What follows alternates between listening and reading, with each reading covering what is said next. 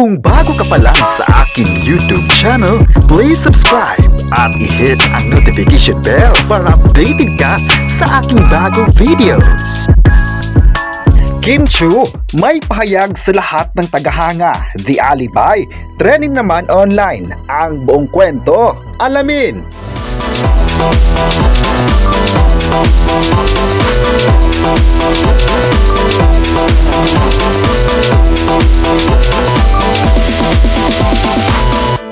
Ngayong araw ng November 15, 2025 ay palakas ng palakas ang views ng pinakabagong series ni Kim Chiu at Paolo Abilino o mas kilala bilang Kim Pao. Kahapon nga ay patuloy na tinutukan ng mga viewers ang The Alibi at hanggang ngayong hapon ay patuloy pa rin ang pag-trending nito sa X at maging sa ilang social media platforms. Isa din sa mga komento ng mga netizens, ang galing ng buong team lalong-lalo na ang mga bida na grabe din yung effort sa nasabing series. Marami din kahapon na nagsabing pang malakas ang series talaga ang The Alibi dahil kilalang kilala din naman ang Prime Video at dito nga naipalabas ang pang-apat na proyekto nila sa ABS-CBN. May nagsabi naman na hindi talaga nag-comment ng negatibong feedback ang mga tagahanga ng Kim Pao dahil maganda ang naging resulta ng project nila.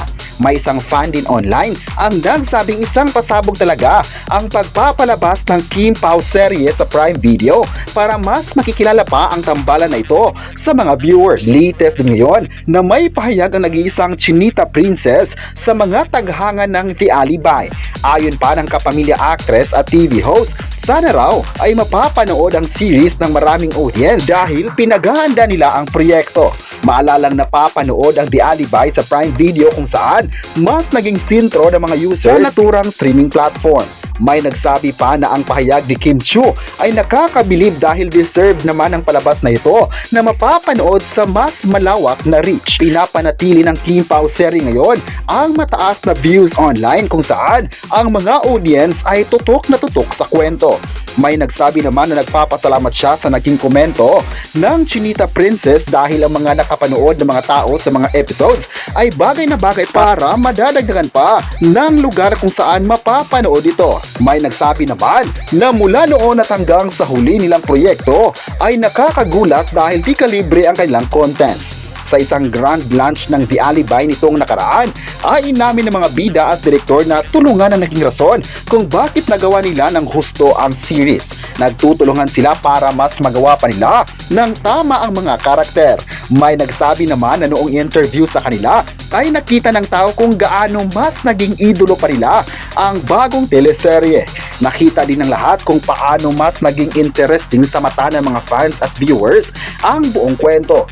Deserve raw talaga ng kwento na maipalabas sa ibang streaming platform dahil proud ang mga fans na nagkaroon ng bigating series. Ang kanilang bagong proyekto ay isang patunay na kayang-kaya ng Kim Pao ang mga karakter na iba sa mga ginawa nila noon. Pero sa online naman, hindi talaga nawawala ang mga bashers kung saan patuloy pa rin lang pinuna ang mga bida. Pero sa kabila ng mga maaanghang na salita mula sa mga kritiko, andyan pa rin ang mga sulit kapamilya at fans na handang sundan ang mga ganap nila sa showbiz. Kaya ngayong hapon, hot topic pa rin online ang hashtag Kim Pao episode sa Prime Video at hashtag Kim at Paolo New Project. Ilan lang ito sa mga chika na pinagpiyastahan online. Marami pa rin kasing mga tao ang gustong magbibigyan ng susunod na proyekto ang dalawa. Ayon pa nila, excited ng lahat sa mga susunod pa na gagawin ng Kim Pao dahil mas daring ang mga karakter na kanilang ginawa sa mga series. Ngayon ay mas aabangan pa ng mga tao ang bagong Kim at Paolo na magagawa nila ang mga upcoming shows sa susunod na mga kabanata.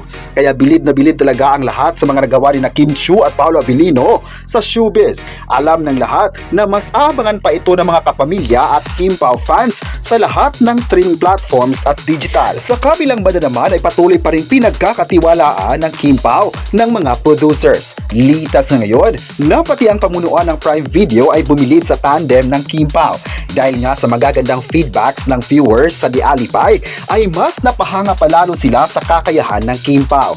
Ang Prime talaga isa sa mga plataforma na nagpi-feature ng mga high caliber contents at masaya nga ang mga fans na nakakulab ng ABS-CBN ang naturang streaming platform.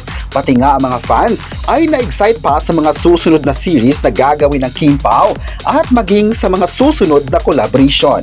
Kahit may mga nasabi ang mga fans sa Kim Pao, ay di yan naging hadlang para mas tutukan pa ng tao ang The Alibi series. Ngayong hapon ay mas naging pasabog pa ang mga series, lalong-lalo na sa mga taong believe sa kakayahan ng kapamilya stars. Samantala, naging mas makulay pa ang Pasko ng Kim Pao fans dahil sa ipinalabas na station ID ng ABS-CBN na inaabangan talaga ng paborito nilang artist. Grabe nga ang paghihintay ng tao sa taon-taong handog ng ABS-CBN para sa mga viewers at fans. Marami ang naghihintay sa videos kung saan mapapanood ang Kim Pao at kung paano mas naging close ang dalawa. Marami man ngayon ang nagsabing isa talaga ang Kim Pao sa mga kapamilya na may mataas na demand sa mga projects, kaya isa din ito sa mga rason kung bakit bukang bibig sila sa Christmas station ID ng ABS-CBN. Thankful talaga ang dalawang kapamilya na ito dahil love na love sila ng tao. Ayon pa ni Kim at Paolo, grateful sila sa mainit na suporta ng tao sa kanilang mga ganap sa showbiz. Pagbubutihan pa nila ang mga ibibigay na proyekto at yung tiwala ng mga producers sa kanilang dalawa.